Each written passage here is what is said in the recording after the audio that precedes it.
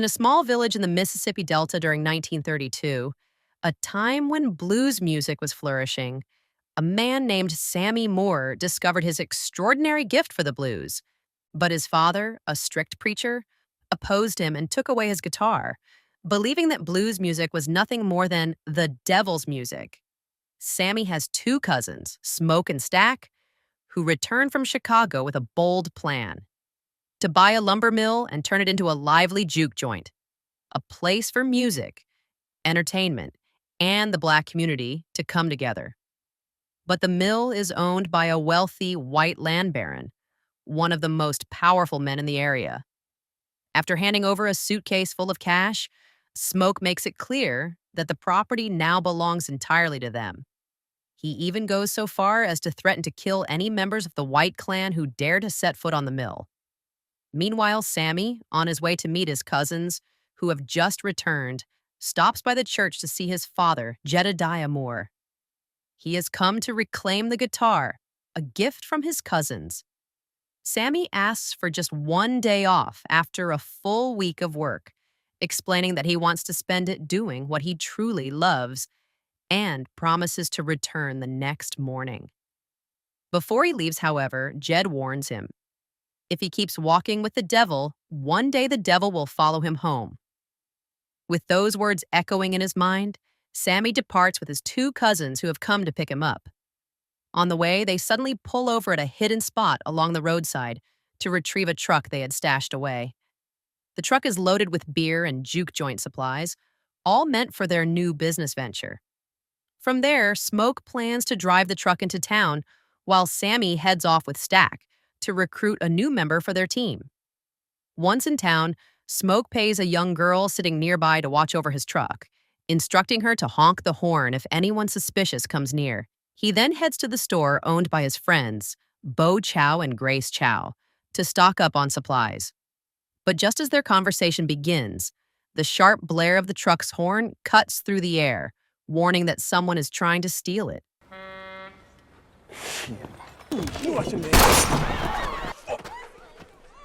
Bullet beat you there. Smoke. Terry? Boy, how you been? Can't have some nigga talking about how he almost robbed the twins. Not without a limp, show for it. Smoke then pays Bo Chow to call for a doctor to treat the two thieves. At the same time, he asks for a signboard to be made for his new business. It is Bo's wife, Grace Chow, who will craft both the sign and the menu board for Smoke's juke joint. Meanwhile, on the road, Stack urges Sammy to play the guitar, wanting to see for himself if his cousin truly has talent. The moment Sammy begins to play, Stack is stunned by his skill. Convinced, he takes Sammy to meet a harmonica player named Delta Slim near the train station. Slim is a skilled pianist and harmonica player, though at first he refuses, explaining that he has been playing in the same bar for 10 years, the only job that has given him steady income. But everything changes when Stack offers him a beer, unlike anything Slim has ever tasted during his years in the city. Slim finally agrees after Stack offers him $40 a night, along with the promise of all the beer he can drink. Excited, Stack makes an announcement right there at the station, inviting everyone to come celebrate at the new bar they are building. In the midst of the commotion, Sammy tries to flirt with a married woman named Perlin, but she rejects him outright. Y'all ready to sweat? I'm preacher boy. You gonna bite off more than you can chew. Stack soon finds himself in serious trouble when his former lover, Mary, suddenly approaches him. She is visibly upset, still hurt that Stack left town 7 years ago without a word. After the tense encounter, the three men head out to the fields to meet a friend named Cornbread, who they plan to hire as security for the new juke joint. I said she was really gonna let you fuck her when she found out how much money you were about to get from this job I'm offering. And none of that nice and slow shit she probably giving you now. Shit, she might even let you put your pecker in her mouth. Well, you should have stayed gone, because I'm about to beat the black off of you. How much money are you talking about paying him? Oh, that's a good woman. Come on. We'll be back. Meanwhile, after finishing his shopping, Smoke visits the grave of his child, located beside the home of his wife, Annie. Surprised by his sudden return, Annie listens as Smoke explains that he has come back to town to build a business with his brothers. But Annie grows suspicious of the wealth Smoke seems to have, suspecting that it all came from theft. Annie, deeply rooted in mysticism, contrasts sharply with Smoke, who is consumed by his hunger for wealth. Yet despite their differences, Smoke's true reason for visiting her is to ask Annie to work as the cook for his new bar.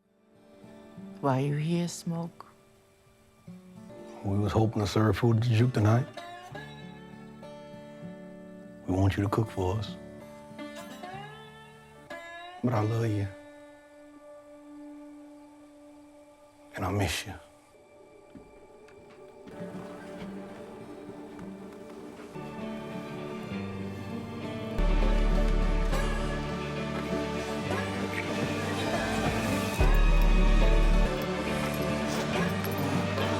In another town, a young man named Remick arrives at the home of a couple, Bert and Joan, both members of the Ku Klux Klan.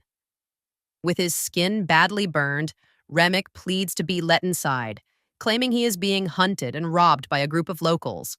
Then Remick offers the money he claims to have hidden from the robbers. Moments later, a group of native men arrive, pounding on the door. They warn the couple about a dangerous man they are hunting. Joan chooses not to reveal that Remick is inside. But once the hunters leave, Joan is horrified to find her husband lifeless. It is then revealed that Remick is in fact an ancient vampire.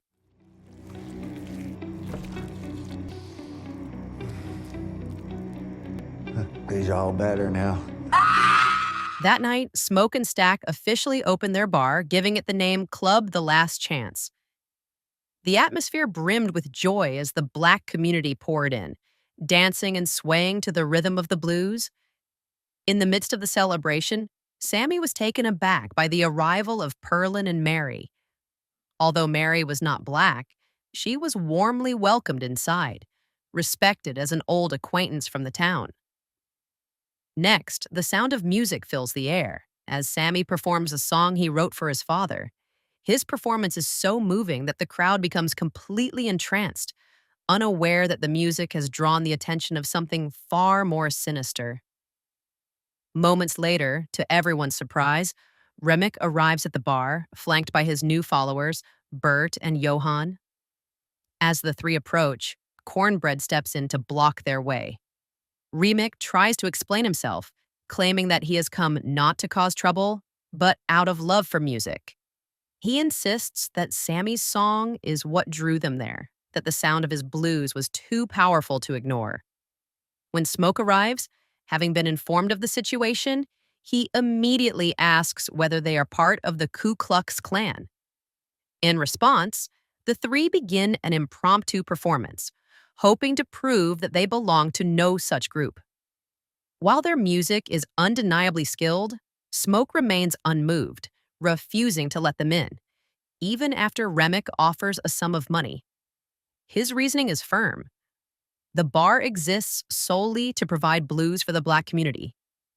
Afterward, Stack confides in Mary, revealing that the club isn't making money. Night after night, most of the patrons don't pay in cash. They only bring company scrip, worthless outside the company store. The bar looks full, but the earnings vanish into paper that can't keep the lights on. To help with their finances, Mary volunteers to investigate the three mysterious visitors who had previously offered money. Her goal is simple: to find out just how much money they are carrying. A short while later, Mary encounters Remick still lingering nearby, accompanied by Bert and Joan. After explaining the purpose of her visit, Remick promptly shows her the money they possess. Yet upon seeing it, Mary is perplexed by the coins in his hand. Remick explains that these coins are rare and valuable, each carrying a history from various eras. Suspicious of their behavior, Mary draws the pistol Stack had given her.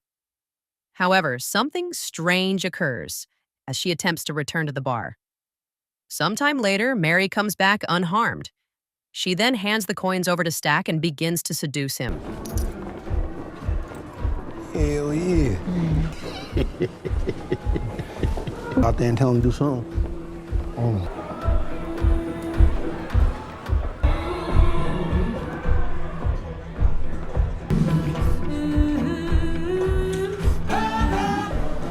Drew. Cornbread asks Slim to watch the door while he steps outside for a moment, but as he relieves himself, he hears Remek's voice from behind. Inside the club, a fight breaks out between two patrons. While trying to break it up, Smoke tells Sammy to call for his brother. Sammy starts to do so, but quickly decides against it, not wanting to disturb his cousin who is busy. Losing his patience, Smoke resolves to call his brother himself. But as he steps inside, I'm coming in. Y'all ain't here playing around some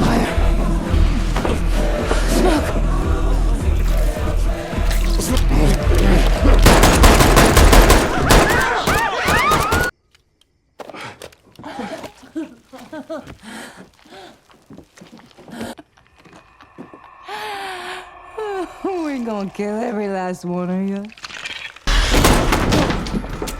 I'll be back soon, Slim!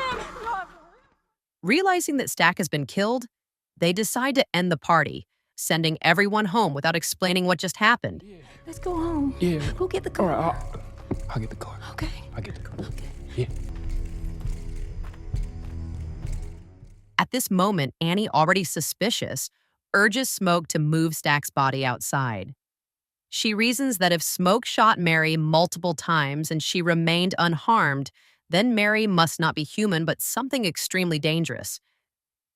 Despite her warning, Smoke seems indifferent, unwilling to leave his brother's body exposed. Not long after, Cornbread suddenly appears, asking what is going on and requesting permission to come inside. Suspicious, Annie accuses him of possibly no longer being human, noting the strangeness of him asking for permission despite having been guarding the door all along. You've been in and out of here all day. Ain't never need an invite then. Yeah, something ain't adding up. She refuses to grant entry, insisting that without permission, no one can come in. Cornbread, unwilling to admit anything and wanting to leave, demands payment for his work. Can I at least get my money?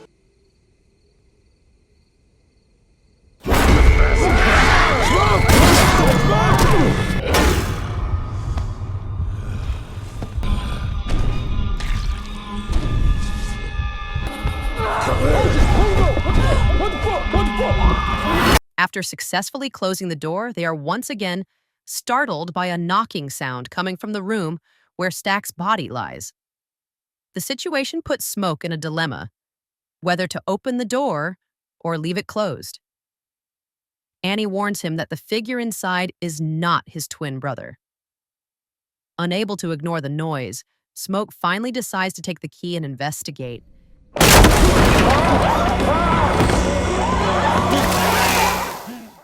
By accident, Annie manages to repel Stack by dousing him with water infused with garlic, instantly causing his face to burn. Pickle garlic. These ain't hate. They vampires. Annie then instructs everyone to gather garlic and wooden stakes, items believed to repel and kill vampires. She proceeds to explain everything she knows about vampires, detailing their weaknesses and the dangers they pose. Annie explains that vampires are very different from ghosts or demons. Usually, the souls of those bitten become trapped within their own bodies. The only way to free these trapped souls is to kill the vampires one by one, a task that can be accomplished by exposing them to sunlight or driving a stake directly through their hearts. As they dispose of the body of a deceased patron, they realize with horror that nearly all the guests they had sent home have turned into vampires and are now dancing outside the club. Bo Chow then appears, urging his wife, Grace, who is still inside, to hurry home to their child. Seizing the opportunity, Remek threatens everyone, warning that he will kill their loved ones.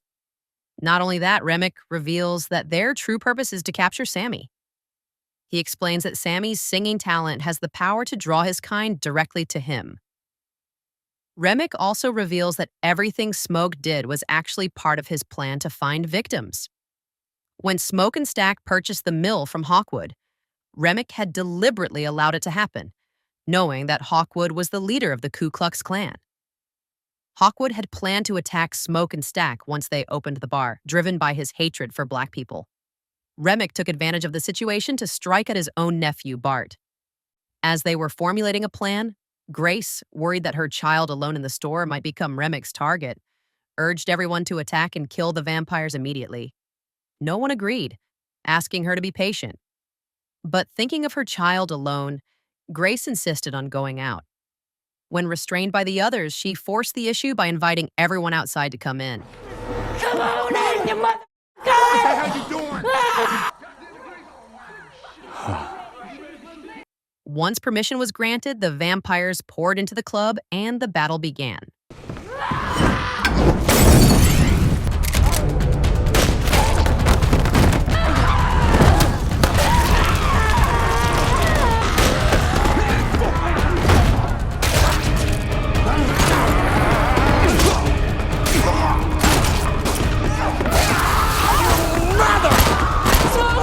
Annie is ultimately bitten by Stack, while trying to tell Smoke that the other vampires also feel pain whenever Remick is in pain. Not wanting to become a vampire herself, Annie begs Smoke to kill her. After Smoke reluctantly complies, Stack and Mary, who had hoped to recruit her, are left disappointed and frustrated at her death. Afterwards, Slim tells the others to leave while he sacrifices himself to hold off the vampires. Meanwhile, Smoke and the others are confronted by Remick. Suddenly, Remick chases after them.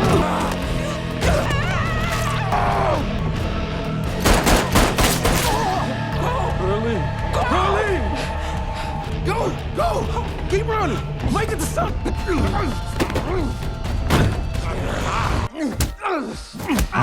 As it is in heaven.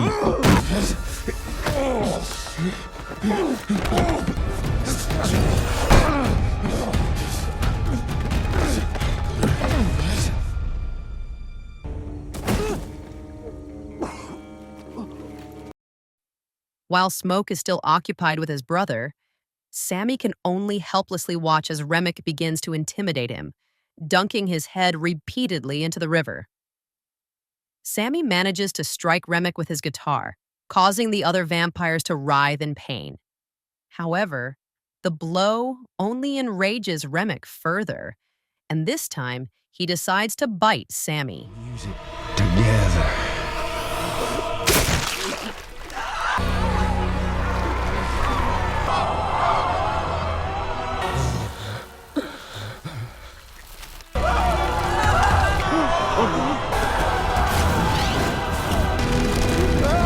After successfully killing the vampires, Smoke tells Sammy to return home.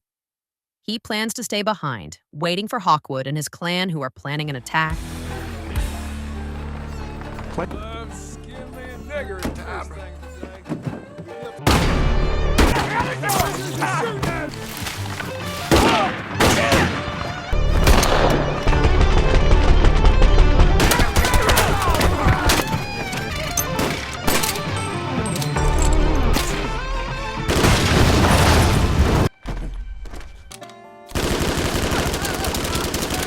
Finally, Sammy arrives and meets his father, who is preaching inside the church. Realizing that his son has come into contact with the devil, his father urges Sammy to drop the guitar he is holding. But after everything he has just endured, Sammy chooses to hold onto the guitar rather than obey his father's command. 60 years after that horrifying night, Sammy, having just finished a performance at a bar, is unexpectedly visited by Stack and Mary, both of whom are still alive. Stack tells Sammy that on that fateful night, Smoke lacked the courage to kill him, which led Smoke to strike a deal to prevent Stack from harming Sammy. In this moment, Stack offers Sammy the chance to play music forever, to become a vampire. But Sammy gently declines immortality. Though no agreement is reached, Sammy and Stack find peace when Sammy demonstrates his skill on the electric guitar, leaving both Stack and Mary amazed. And that is how the story ends. The Last Chance was not just a place for music and entertainment, it became a witness to blood, sin, and sacrifice. Smoke, Stack, and the survivors must live with wounds that will never heal. Because in the Delta, every sin comes with a price. Thank you for watching until the very end. Don't forget to like, share, and subscribe to catch the latest uploads of other thrilling films. Bye-bye.